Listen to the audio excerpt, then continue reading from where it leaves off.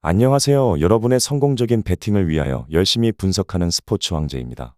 여러분을 토방에서 머리를 식혀드리고자 준비한 분석입니다. 분석 시작 전에 구독과 좋아요는 큰 힘이 되니 구독과 좋아요 한 번씩 부탁드리겠습니다. 모든 경기를 분석하지는 못하니 꼭 알람 설정해 두시고 긴급하게 올라가는 영상에 대한 분석과 정보 및 결과 예측을 놓치지 마시기 바랍니다. 첫 번째 경기는 요르단 대 대한민국입니다.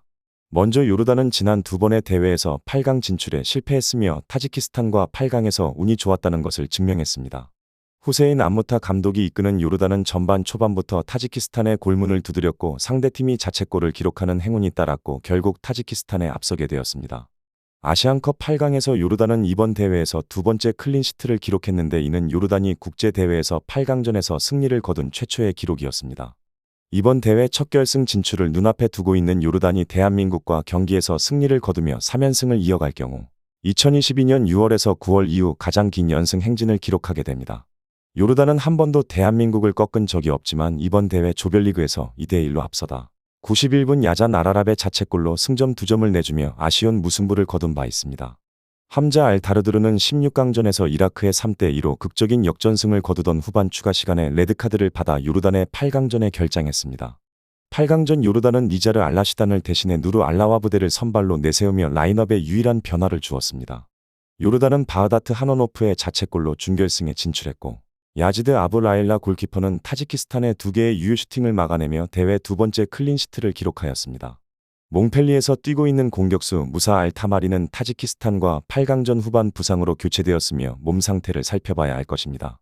타지키스탄전 경고를 받은 공격수 알리 오란과 수비수 살렘 알 아잘리는 경고 누적으로 대한민국과 경기에 결장합니다. 다음 대한민국은 이번 대회 내내 후반전 막판 반전에 드라마 써 내려갔고 호주와의 경기에서 대한민국은 아시안컵 우승에 대한 희망을 이어갔습니다. 대한민국은 이번 대회에서 3경기 연속으로 후반 추가 시간에 골을 넣었고 최근 기록한 6골 중 5골을 80분 이후에 넣었습니다. 위르겐 클린스만 감독은 인기 없는 선수 선발부터 국내 리그에 대한 무례함까지 시작부터 순탄치 않았고 한국에 거주하지 않는 독일인인 클린스만 감독은 서포터들 사이에서 사랑받는 인물은 아닙니다.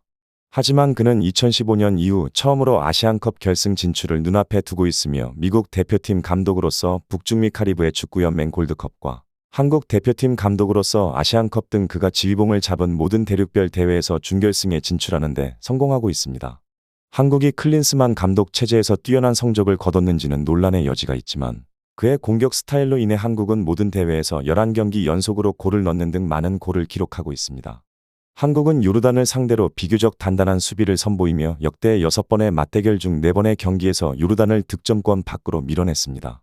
김승규는 조별리그에서 십자인대 부상을 당해 결장했고 부상에서 회복한 황희찬은 이재성 대신 선발 출전하고 있습니다.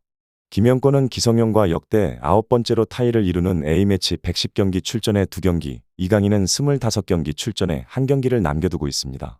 황희찬은 호주와의 경기에서 후반 추가 시간에 페널티킥을 성공시켜 연장전에 돌입했고 주장 손흥민의 멋진 프리킥으로 한국이 준결승에 진출하며 토트넘의 공격수로서 44번째 국제대회 골을 기록하며 유상철을 제치고 역대 6위에 오를 수 있게 되었습니다.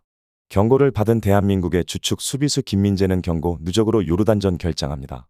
결론부터 말하자면 요르단이 여기까지 올라온 것은 대단한 성과이지만 이 정도 규모의 경기를 감당할 만큼의 깊이와 경험을 갖추지 못했다고 생각합니다. 대한민국은 늦게 출발하는 슬로우 스타터 경향이 있지만 전반적인 경기력은 요르단을 상대로 충분히 승리를 거둘 수 있을 것입니다. 대한민국의 승리를 추천드립니다. 두 번째 경기는 사우샘프턴 와포드입니다. 먼저 사우샘프턴은 23경기에서 무패를 기록 중이며 리즈까지 순위로 제쳤습니다. 사우샘프턴은 한 시즌 만에 EPL로 올라갈 항해는 꽤 순조롭게 이어지고 있는 상황입니다. 사우샘프턴은 일단 높은 점유율로 인한 높은 라인을 역습 제어해서 잘 커버하는 모습은 아니나 암스트롱 등 공격진들이 점유를 골로 잘 연결해주며 화력이 답답한 모습을 보여주지 않고 있다는 점이 상당히 긍정적인 시그널이라고 할 수 있을 것입니다. 다음 와포드는 득점력이 너무 심각한 양상입니다. 특히 지난 경기에서는 17개의 슈팅을 기록하고도 득점을 못해서 카디프에게 일격을 당해버리는 모습을 보여줬습니다. 문제는 원정에서는 점유율이 5할 이하로 낮아지면서 슈팅의 생성도 그다지 두각을 드러내는 모습은 아니고 사우스햄튼의 중원 장악력을 생각하면 공격권 자체가 와포드에게 찾아올 가능성이 적다는 것입니다. 실점을 커버하면서 버티는 모습이 꽤 인상적이기는 한데 그 이상의 것을 보여주지 못하는 점이 아쉽습니다. 결론부터 말하자면 결국 사우샘프턴이 유리한 상황입니다. 높은 점유율과 이를 골로 잘 연결시켜주는 공격진의 활약이 와포드가 보여주는 최근 퍼포먼스보다는 상당히 낮습니다. 와포드가 실점을 커버하는 능력에서는 최근 괜찮아 보이는 상황이기는 하나 공격권이 사우스햄튼에게 있을 가능성이 높고 특히 원정에서는 공격권이 자주 와포드에게 찾아오는 편은 아닙니다. 사우스햄튼의 승리를 추천드립니다. 세 번째 경기는 레버쿠젠 대 슈투트가르트입니다. 먼저 레버쿠젠은 최근 5경기에서 4승 1무를 기록하고 있습니다. 유럽에서 가장 핫한 팀이며 감독인 사비 알론소 감독 역시 주목받고 있습니다. 수비에서부터 삼각형을 이룬 패스를 주로 이용하여 나오며 비르츠 선수의 볼 배급과 탈압박을 통하여 물꼬를 트고 있습니다. 짧은 패스를 통해 점유율을 유지한 채 공격을 진행합니다. 공수 모두 멋진 활약을 보여주고 있고 현재 단점이라고는 찾아보기 힘든 팀입니다. 다음 슈투트가르트는 최근 5경기에서 3승 2패를 기록하고 있습니다. 최근 2연패를 당하였을 때는 아쉬운 모습을 보였으나 바로 라이프치히와 프라이부르크를 상대로 분풀이라도 하듯 득점포를 가동하였습니다. 이 팀 역시 레버쿠젠이 아니었다면 돌풍으로 주목받는 팀이 되었을 것이라고 생각합니다. 공격적인 축구를 주로 보여주며 최근 운다프 선수는 해트트릭도 기록하며 미친 활약을 보여주고 있습니다. 결론부터 말하자면 양팀 모두 분데스리가에서 엄청난 활약을 보여주고 있습니다. 하지만 이 경기의 중요도는 컵 경기 8강이라는 점도 있지만 레버쿠젠의 우승을 위한 일정도 관련이 있습니다. 이 경기를 치르고 3일 뒤 바이에른 뮌헨과의 결전을 펼쳐야 하는 레버쿠젠입니다. 체력적 안배를 생각도 해봐야 합니다. 양팀은 전반기 리그에서 1대1로 무승부를 기록하였습니다. 수비에 약점을 보인 슈투트가르트와 리그의 일정이 중요한 레버쿠젠이지만 최근 레버쿠젠의 미친 수비폼과 슈투트가르트의 창의적인 패스에 밀리고 잦은 수비 실수가 나온다는 점에서 레버쿠젠의 승리로 승리 예측하도록 하겠습니다. 레버쿠젠의 승리를 추천드립니다. 마지막 경기는 마요르카 대 레알 소시에다드입니다. 먼저 마요르카는 최근에 무리키 대신 라린을 적극 기용 중입니다. 무리키가 발밑이 약해 머리로 승부를 보는 반면 라린은 발밑과 속력, 헤더까지 모두 되어서 최근에 라린 출전이 높아졌습니다. 그리고 지난 시즌까지만 하더라도 조커 역할로 뛰었던 프라치가 조커보다 더 공격수 같은 좋은 활약을 보여 이번에 고정 선발이 되었습니다.